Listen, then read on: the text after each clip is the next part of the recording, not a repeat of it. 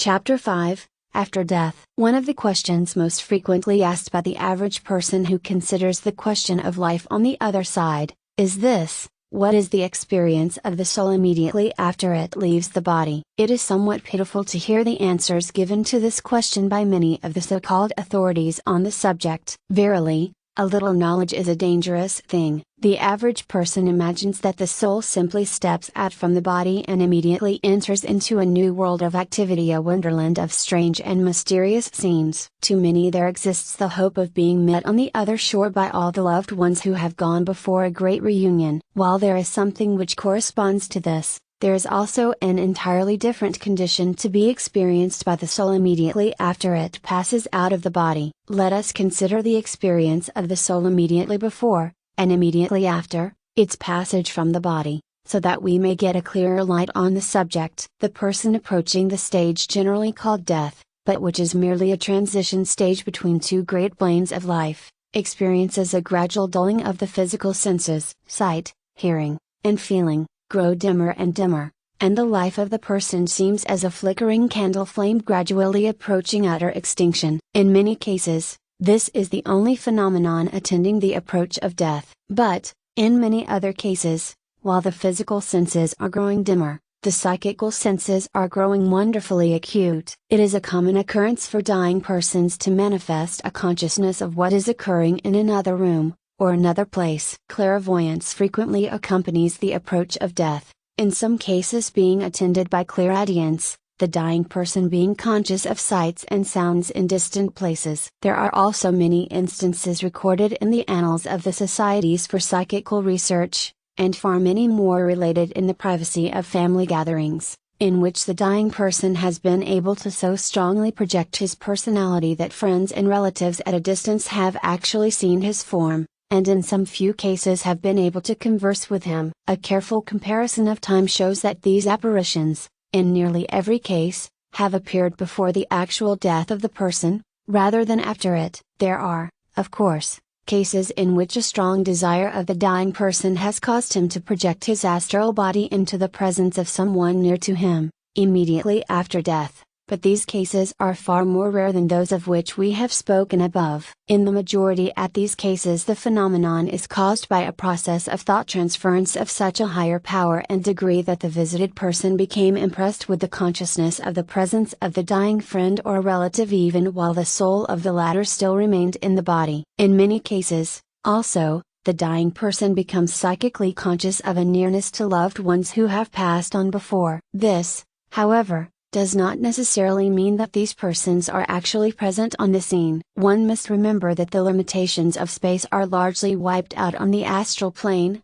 and that one may come into close rapport with the soul of another without there existing any near space relationship. In other words, while the two souls may not be in what may be called a nearness in space, they may nevertheless enjoy the closest relationship in mind and spirit. It is very difficult for one still in the flesh to realize this. On the material plane, the laws of space of course govern. Telepathy gives us the key to the phenomena of the other side. Two persons in the flesh may experience the closest relationship by means of the communion of their mental principles, and yet may be on opposite sides of the world. In the same way, two souls may enjoy the closest soul communion and communication, without the question of space nearness coming into question. As we have said, the dying person frequently enters into soul communion and communication with those already on the other side, and is greatly cheered thereby. And this is a beautiful fact attending that which we call death. This fact that there really do occur those beautiful reunion of loved ones,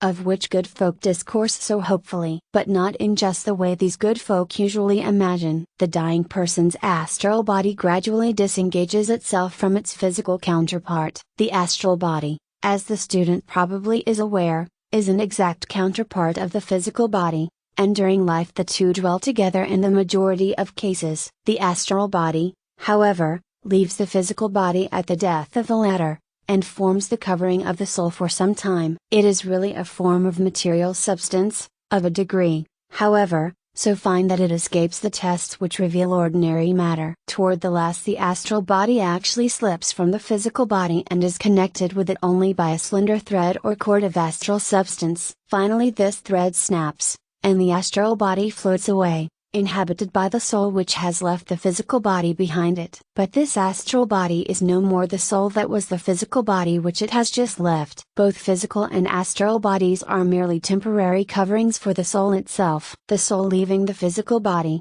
in the astral body, is plunged into a deep sleep or state of coma resembling the condition of the unborn child for several months before birth. It is being prepared for rebirth on the astral plane, and requires time in order to adjust itself to the new conditions and to gain strength and vigor required for its new phase of existence. Nature is full of these analogies. Birth on the physical and on the astral plane have many points of resemblance, and both are preceded by this period of coma. During this sleep-like stage, the soul dwells in the astral body which serves as its covering and protection, just as the womb serves as the protection for the child approaching physical birth. Before passing on, however, we should stop to consider certain features of the life of the soul in this stage. Ordinarily the soul sleeps in peace, undisturbed by, and protected from, outward influences. There are two things, however, which tend to create an exception in some cases, namely that which may be called the dreams of the sleeping soul. These dreams arise from two general classes of causes,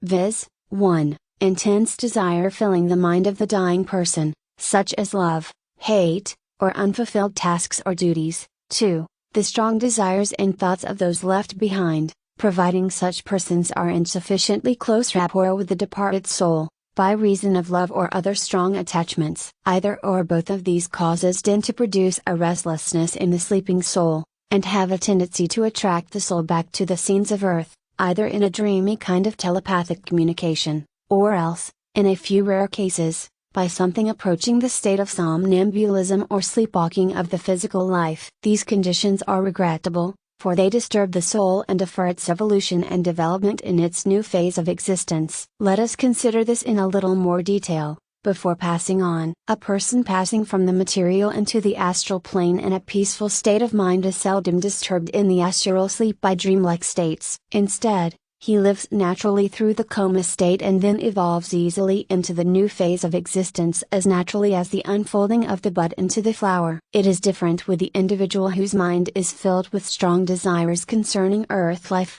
or with strong remorse, hate, or great love and anxiety for those left behind. In the latter case the poor soul is often tormented by these earthly ties, and its astral sleep is rendered feverish and fretful. In such cases there is often also an involuntary attempt made to communicate with, or to appear to, persons still on the material plane. In extreme cases, as we have said, there may even ensue the state resembling earthly somnambulism or sleepwalking, and the poor sleeping soul may even visit its former scenes. In such cases, when the apparition is visible to men it will be noted that there is a half-awake manner and air about the apparition, of something lacking that was present in earth life. The history of ghosts bears out this statement, and the explanation just given is the only one which really throws light on the subject. In time, however, these poor earthbound souls become tired, and finally sink into the blessed sleep which is their just lot. In the same way,